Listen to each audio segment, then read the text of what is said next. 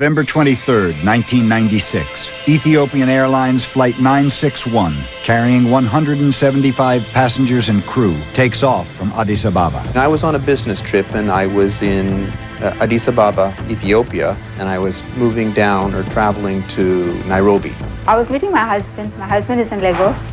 We got our business over there. We were going to take a safari with two companies in Kenya. Before reaching cruising altitude, the lady sitting next to me, Rani Nankani, who we started to chat.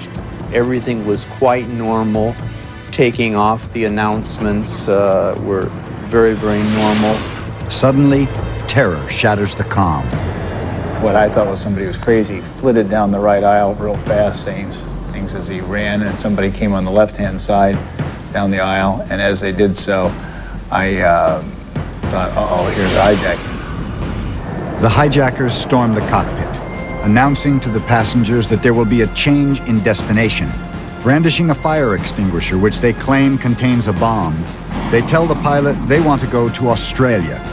The pilot protests, pointing to the fuel gauge. It reads a quarter full.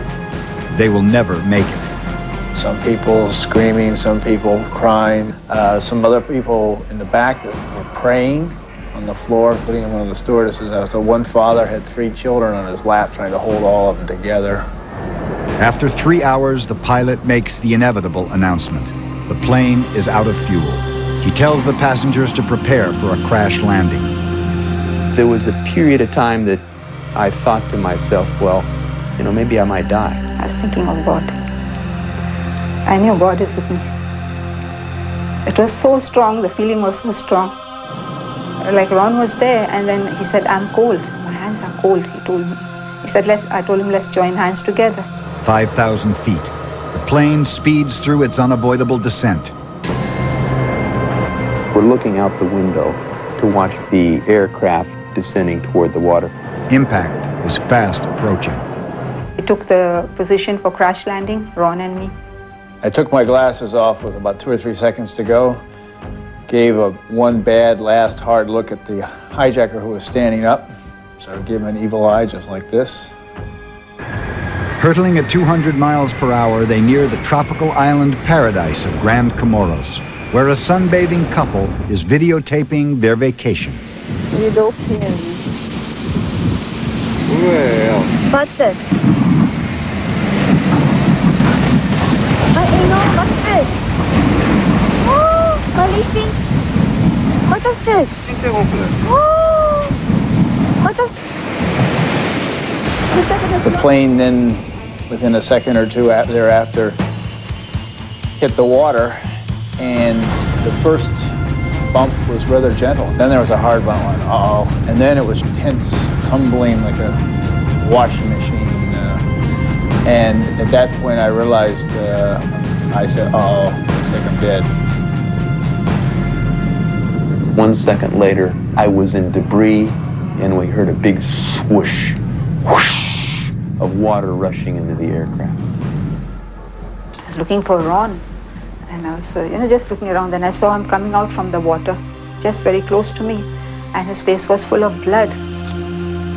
So I told him, Ron, is it you? Is it you? He said, yes, Rani, you're there.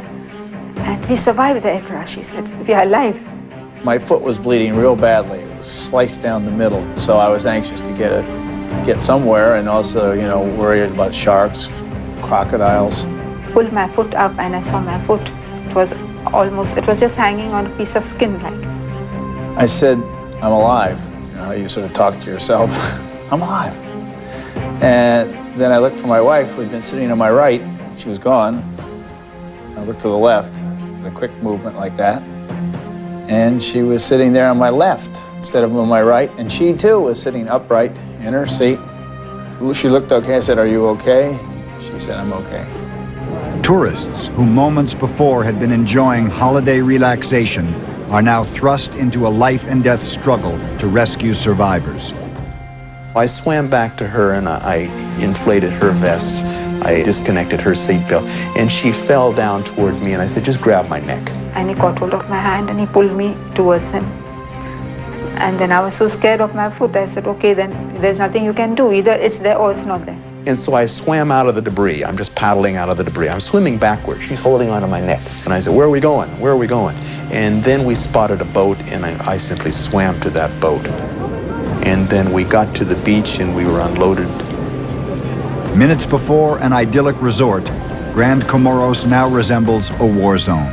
Emergency crews struggle to keep the most seriously injured alive and retrieve the dead from the wreckage. Ronnie, Frank, Ron, and the rest of the survivors are brought to the local makeshift hospital. Ronnie's brother came from India to meet her. When I saw him, I just couldn't believe it, like he's here. He gave me a big hug. He said, Ranu, I've got you back again. And he was very emotional also. We just couldn't let go of each other. Told him, you know what, Ron saved me. He said, who's Ron? I said, he was sitting next to me on the flight, and he's the one who saved me, and this is what happened. Immediately he got up. I told him, where are you going? He said, I'm going to go meet Ron. Well, he came in and he said, you're the angel that saved my sister's life. He's an angel, definitely. And there's this feeling of uneasiness. There's this feeling of having death closer to you than you're used to. The people in front of me, they died. Almost all of the first-class people, they died.